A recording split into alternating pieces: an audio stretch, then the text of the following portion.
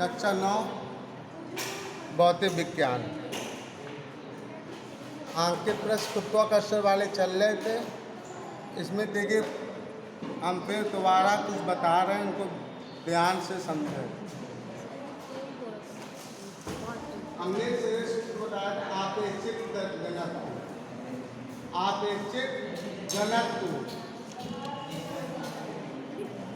यानी कि धातु या वस्तु का घनत्व अपॉन का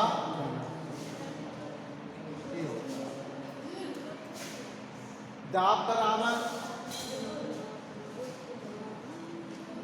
बल बटे क्षेत्रफल। इसका मात्रक होता है न्यूटन प्रति मीटर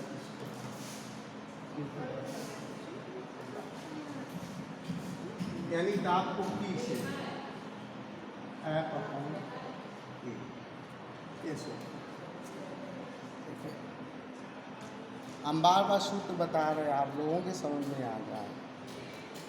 कल हमने इसके सवाल बताए थे। इसी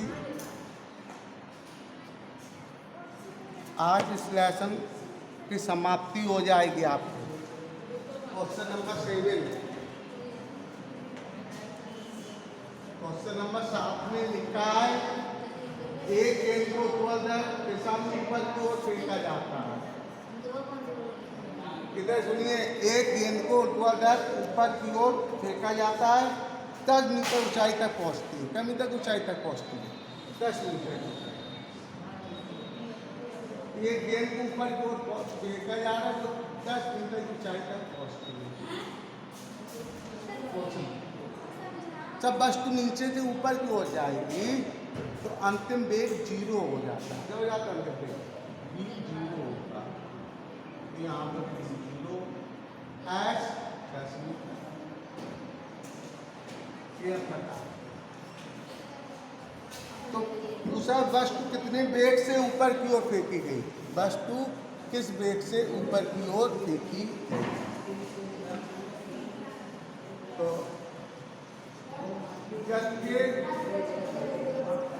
इसमें प्रथम समीकरण v बराबर q माइनस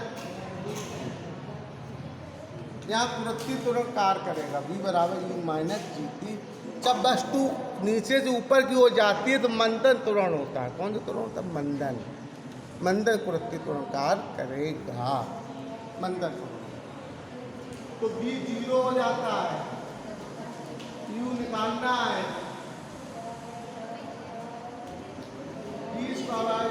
माइनस 2gh लगेगा। u निकालना है 2g की वैल्यू 9.8 इंटू h 10 आएगा। 0 e स्क्वायर 8 में 16 9 3 19 एक तो इसको इस तरह 196 u स्क्वायर u 196 14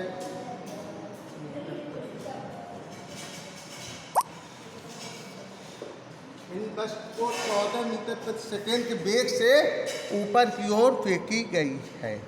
ये है।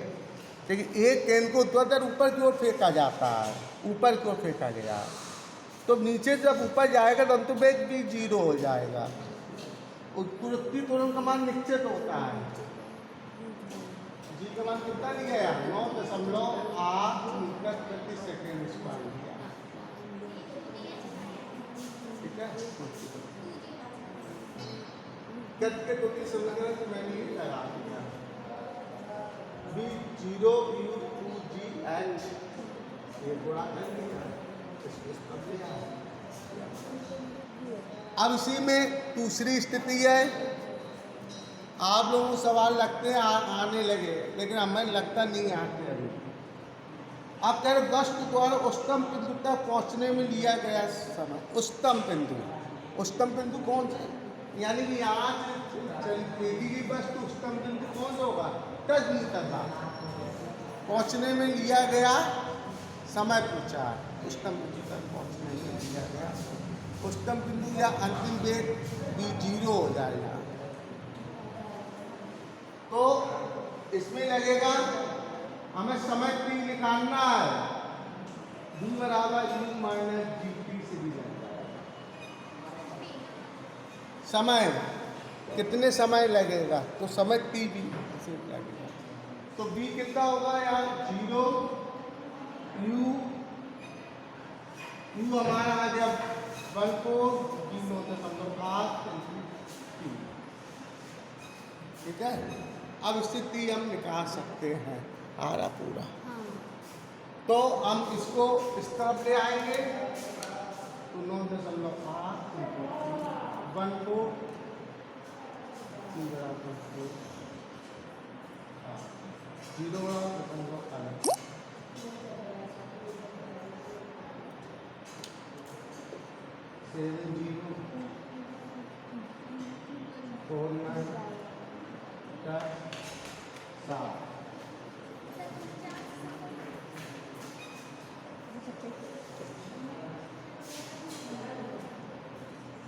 10 बजे 7, यानी कि 7 एकम 7 और क्या बजे 3, 7 को 28, तो 0 7 पे 21 लगभग 3 से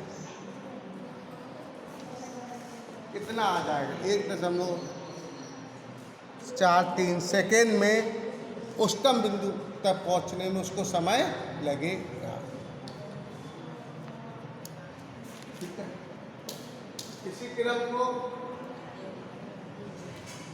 सवाल नंबर 8 में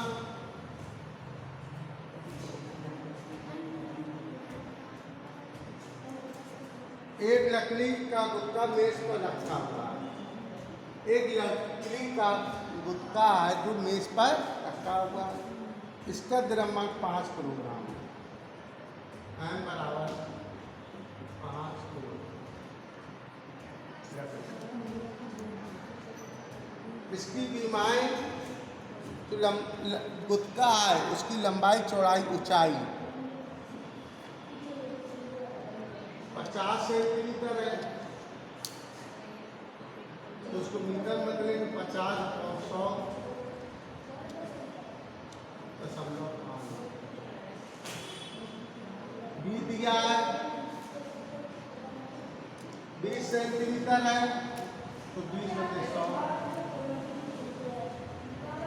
दशमलव 2 मीटर आ जाए। और ऊंचाई 10 सेंटीमीटर है, 10/100 दशमलव 1।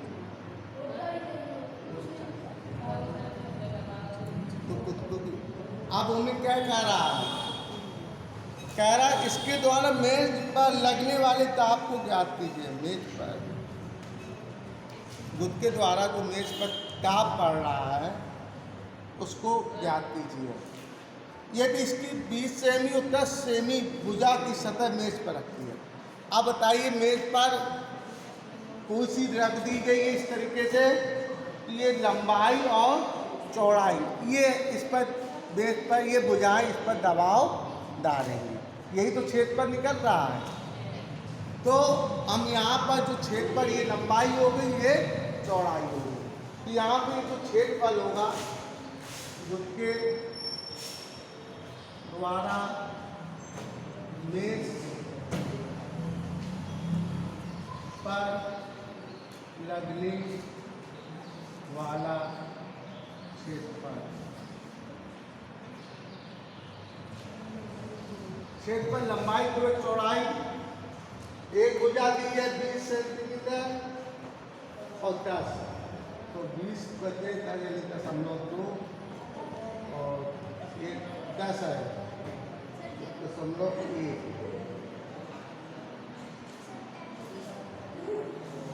एल बी होता है लंबाई 0.2, ये 2, तो दो भुजाओं का गुणनफल क्षेत्रफल कहलाता है। अरे ए में जो भुजाएं दी हैं तो गुत्ती की भुजाएं 20 सेंटीमीटर व 10 सेंटीमीटर भुजा वाली उस पर पड़ रहा था, तो ये भुजाएं लेनी है।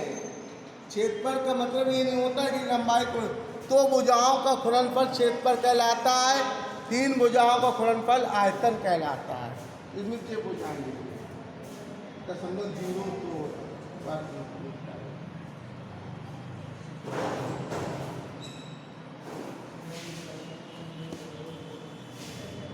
अब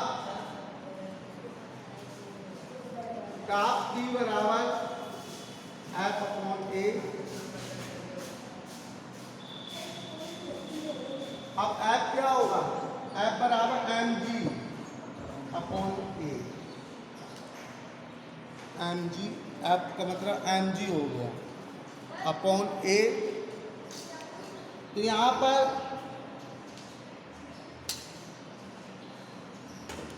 mg, m का मतलब 5, g का मतलब 9.8, a आया 0.02। 0 बढ़ाओ तो अंक में चलेंगे 10 से 2 4 9 90, 0 9 का 45, आगे 4 5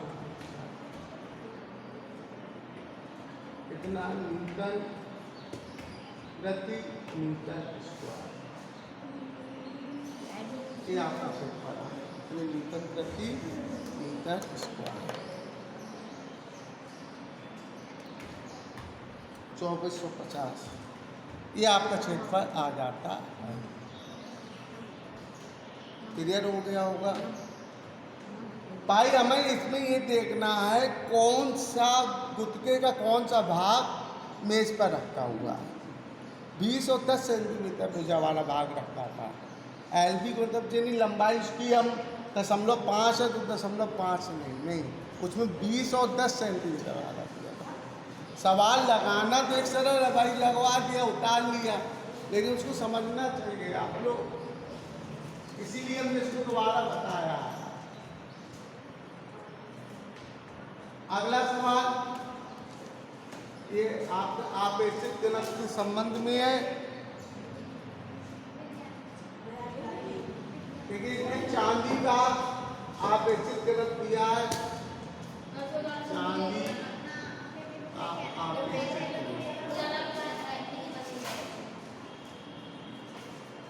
चांदी का आपेक्षिक घनत्व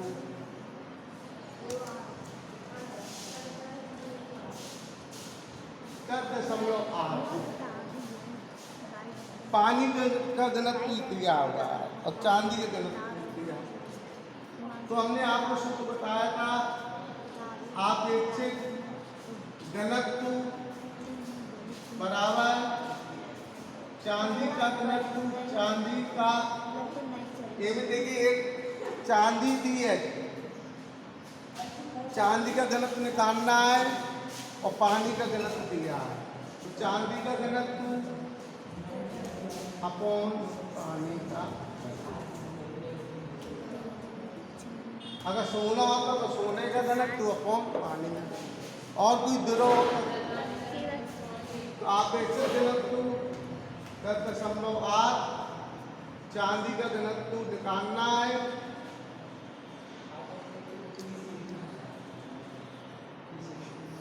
अपॉन पानी का घनत्व 10⁻³ दिया हुआ, 10⁻³। क्वेश्चन में चांदी का घनत्व 10⁻³ दिया हुआ। तो इसका क्रिया गुणा कर लीजिए, इसका यहाँ तो चांदी का घनत्व 10.8 10⁻³ ये आ जाएगा चांदी का घनत्व।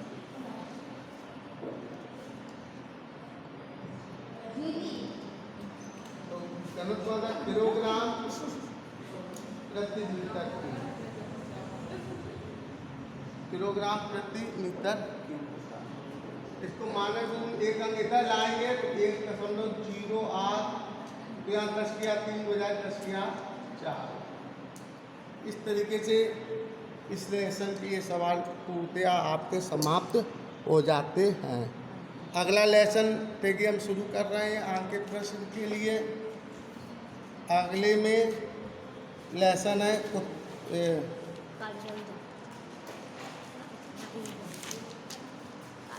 कार्य तथा ऊर्जा। कार्य तथा ऊर्जा, ये लेसन पहली बात आपको याद होना चाहिए। कार्य किसे कहते हैं, ये सब कॉपी में लिखकर पढ़ा चुके हैं। कार्य क्या है, किसी वस्तु पर बल लगाकर बल की दिशा में विस्थापित या विस्थापन को ही कार्य कहते हैं। कार्य W बराबर F इंटू T, बल गुणित बल की दिशा में विस्थापन। कार्य एक अदिश राशि है, अदिश राशि है। कार्य का मात्रक न्यूटन मीटर, यही हमारा जूल कहलाता है। क्या कहलाता है, जूल कहलाता है। अब हम आपको होमवर्क के रूप में कार्य तथा सामर्थ्य लेसन आपको पूर्णतया याद करके लाना है। तो आपकी कॉपी में लिखा हुआ है, पूरा पढ़ा चुके हैं, ठीक है। फिर इसके आगे प्रश्न लगाने में अच्छा रहेगा इसका।